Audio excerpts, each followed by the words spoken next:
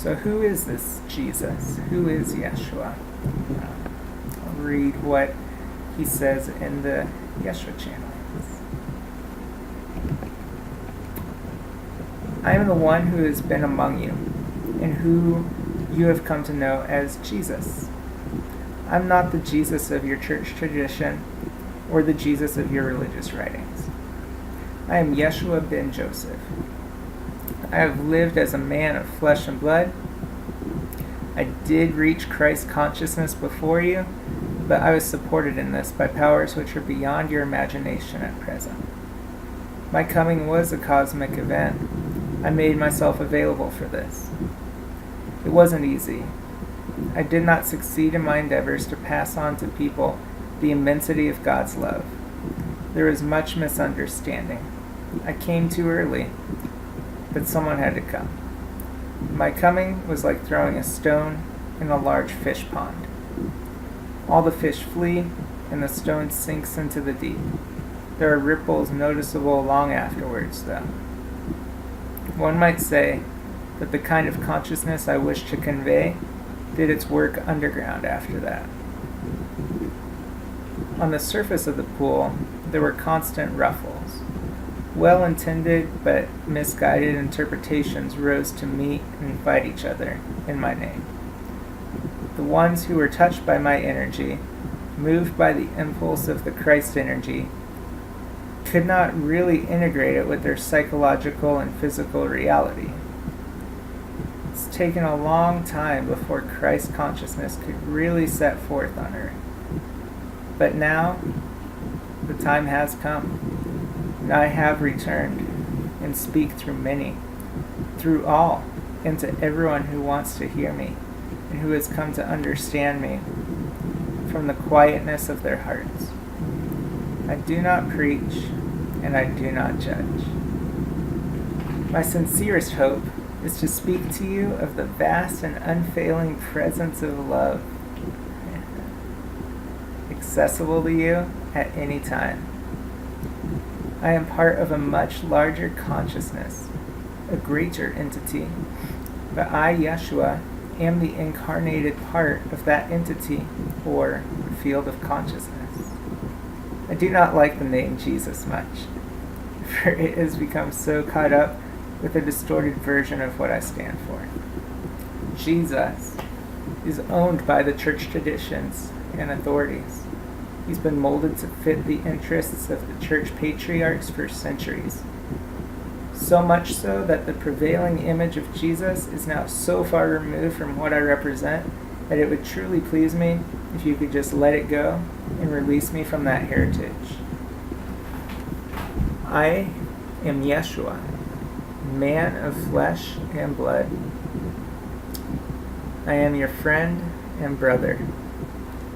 I am familiar with being human in every way, even burps. I am teacher and friend. Do not fear me. Embrace me like you'd embrace one of your kin. We are family. Yeshua, Jesus, and Christ. The Christ energy that I came to offer you stems from a collective energy that has gone beyond the world of duality. This means that it recognizes the opposites of good and bad, light and dark, giving and taking, as the aspects of one and the same energy. Living from the reality of Christ consciousness means that there is no struggle with anything. There is a complete acceptance of reality. This absence of struggle or resistance is its main characteristic. Since Christ, or the Christ energy, recognizes the extremes of all thoughts, feelings, and actions as the manifestation of the one divine energy, there can be no duality, no judgment in the way he, the Christed energy, experiences reality. Let's give an example here. When the Christ in you watches an armed conflict between people, her heart weeps for the fate of the beaten one, but she does not judge. She feels the pain and humiliation with each blow, and her heart is filled with compassion, but she does not judge. She watches the offender, the one with the gun, who has power, who inflicts pain, and she feels the hatred and bitterness inside of him. And her heart grieves, but she does not judge. The heart of Christ embraces the whole spectacle with deeply felt compassion, but without judgment. For she recognizes all aspects as experiences she has gone through herself. She herself has lived out all of these roles of offender and victim, of master and slave. She's come to understand that she is neither of them, but that which underlies both. The Christ energy has passed through all the energies of duality. It identified itself now with the dark, then with the light. But through it all, something remained the same. And when she realized this sameness underlying all her experiences, her consciousness obtained a new kind of unity. It was Christed. The Christed energy was the energy I came to offer you. Who I was is quite difficult to explain. I'll try to do so by distinguishing between three identities: Jeshua, Jesus, and Christ. I, the one who is now speaking, am Jeshua. I was the human being who carried the Christ energy in my incarnation on earth. This energy may also be called Christ. Jesus, in my terminology, is the name for the godlike man, who is the result of the infusion of Christ energy into the physical and psychological reality of Jeshua. I did that again, it's kind of interesting. So Jeshua is the human being who carried the Christ energy in the incarnation on earth. This energy may also be called Christ. And Jesus is the name for the godlike man who is the result of the infusion of Christ energy into the physical and psychological reality of Jeshua. Interesting. And then this Christ energy was poured into Jeshua from spheres of light, which are, from your standpoint, located in your future. Jesus was the man who performed miracles and brought forth prophecies. Jesus was an emissary from the spheres of light incarnated in me. That's interesting. In fact, he was my future self. That's wild. Jesus was my perspective as the man, Jeshua, living on earth. My future self, who had become one with the Christ energy. Because the Christ in him was clearly present and visible to many people around him, he appeared to them as divine. I, Jeshua, was a man of flesh and blood. The unique and, to some extent, artificial aspect of the Jesus construction was that I received his/my Christ itself from the future. I did not become Christed on the basis of my past or the experiences of my past. I did not achieve enlightenment in a natural way, but by means of an intervention from outside, so to speak, by an infusion of Christ energy from the future. I had agreed to play this role before I began this lifetime. I agreed to be overshadowed by the Jesus presence as an act of service, and also because of a deeply felt longing to get to know the reality of my deepest potential. Jesus my future self from the spheres of light had become one with the Christ energy. Yet, he did not represent the entire energy of Christ here on earth, for this energy encompasses more than Jesus. He is one part or cell of it. Christ, or the Christ energy, it's more like an energy field than a personal entity, is a collective energy which has many aspects or cells which are cooperating in such a way that they function as one organism. All cells make a unique contribution to the whole and experience themselves as individuals while being part of the whole as well. One might call these several aspects of the Christ energy angels or archangels. It is the hallmark of angels that they have a sense of individuality as well as a high degree of selflessness, which allows them to feel one with collective energies and be joyfully in their service.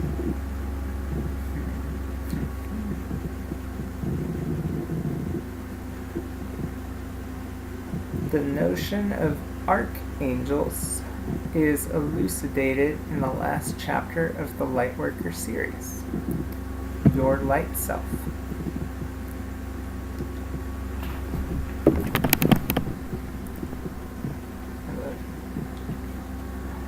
Jesus' mission on earth.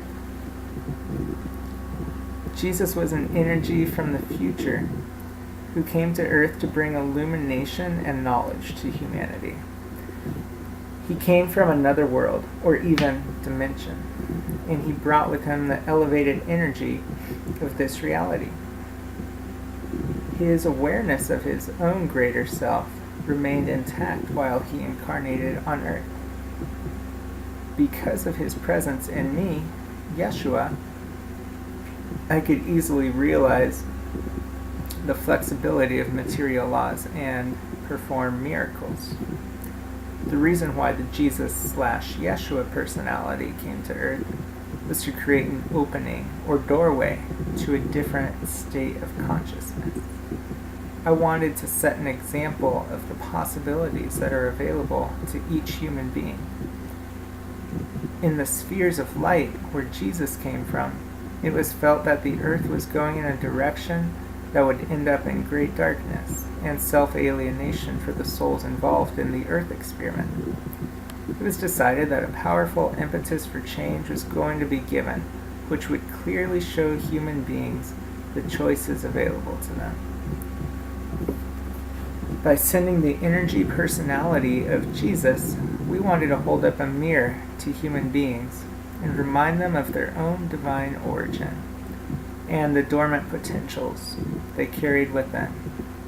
The potentials for peace, freedom, and mastership over yourself. Every human being is the master of their own reality. You are creating your own reality all the time. You're able to let go of a miserable or unsatisfying reality and allow light to enter and transform your creation.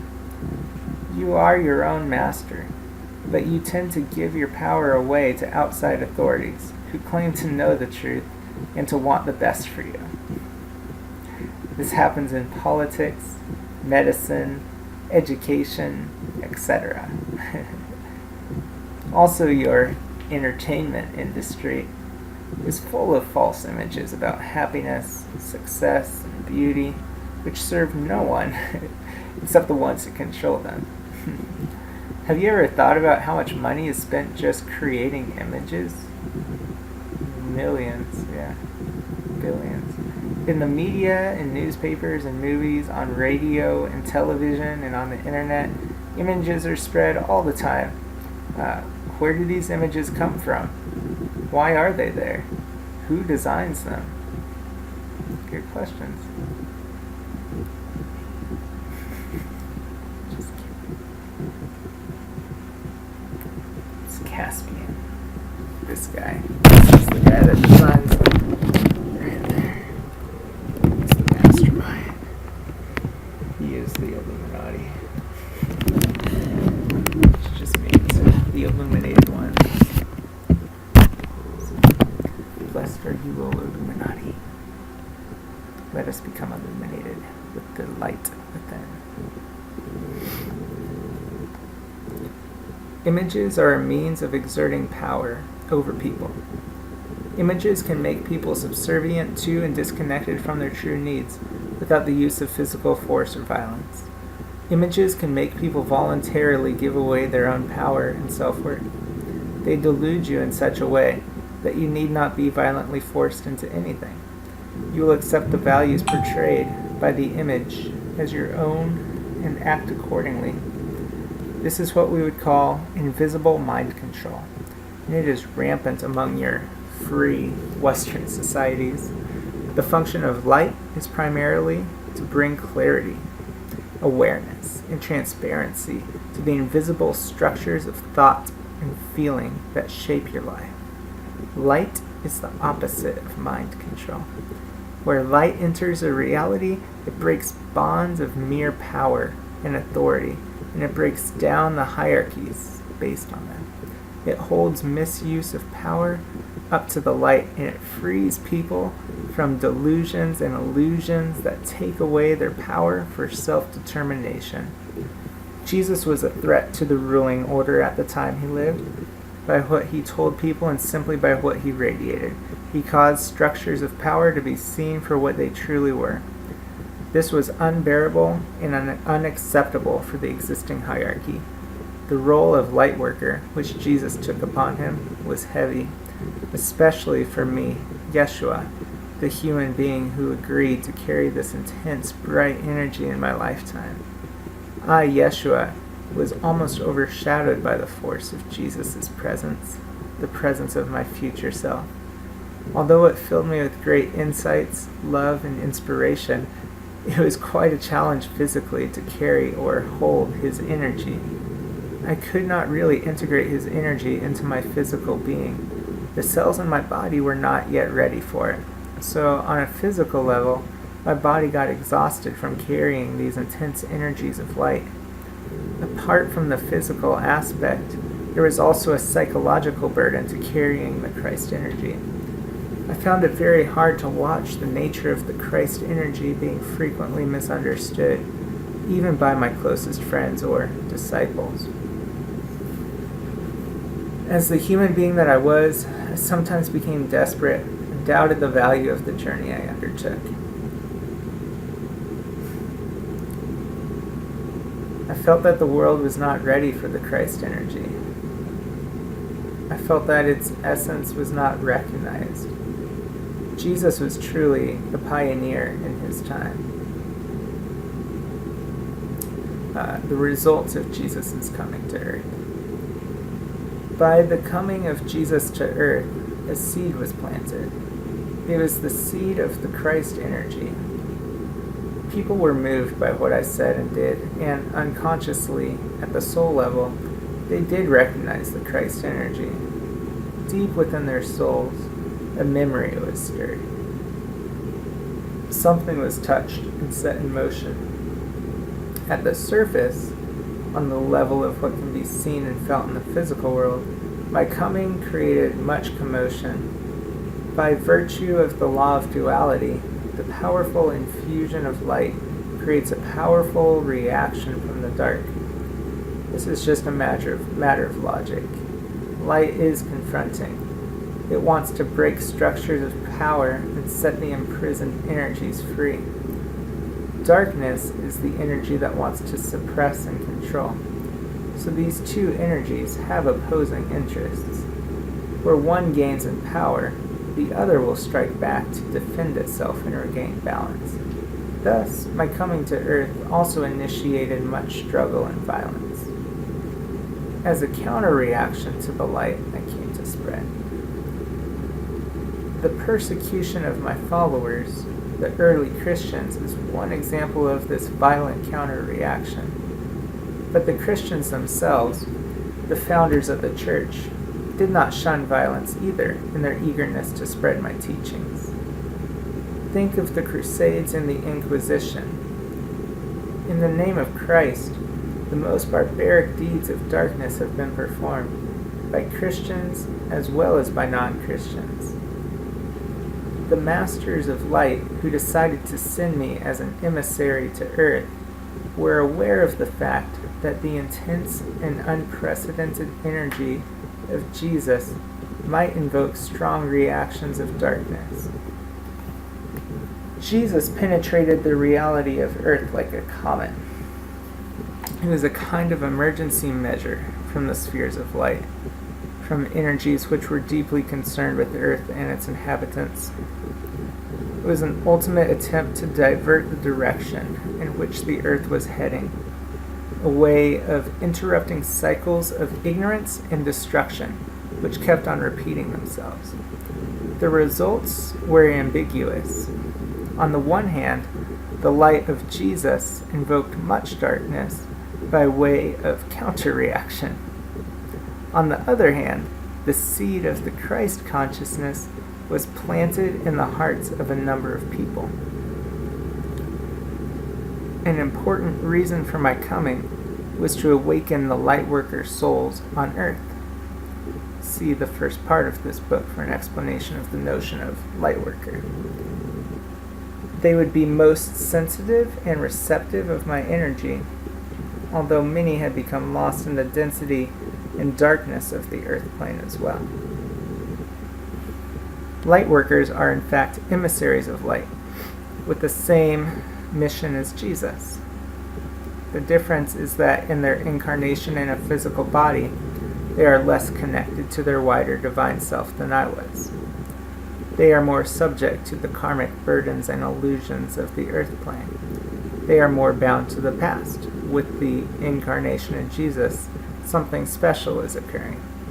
Jesus did not carry any karmic burdens from the past, and he could therefore more easily keep in touch with his divinity. He was here in a somewhat artificial way, a presence from the future, being here and there at the same time. The consciousness of the beings of light, which jointly decided to insert the energy of Jesus into earth reality at that time, was not perfect and all-knowing. Every conscious being is in the process of developing and understanding itself all the time. Among humans, there's a persistent belief that everything is predestined by some divine plan. Behind this belief is the notion of a dominant, omniscient God. This notion is false. There is no predestination by an outside force. There are only probabilities, which are the result of inner choices you yourself make. My coming to earth was based on a decision made by a collective energy of light, of which Jesus was a part. It was a choice that involved risks and an unpredictable outcome. The collective energy of light I'm speaking of is an angelic realm that is deeply connected to humanity and earth because it helped to create humans and the earth. Actually, you are part of them and not separate from them at all. But we are now speaking multidimensionally. An example on a level of consciousness that is outside of your linear framework of time. In another dimension or framework of time, you are these angels that make up the spheres of light, from which Jesus descended to earth. See the last chapter of the Lightworker series, Your Light Self, for an in-depth explanation of multidimensionality and your angelic nature. You Lightworkers are much more interconnected with the Jesus event, this infusion of Christ energy on earth, than you suppose. It was to some extent a collective endeavor to which you all contributed, and of which I, Jeshua, was the visible, physical representative. My message was that the Christ energy is present in all human beings as a seed.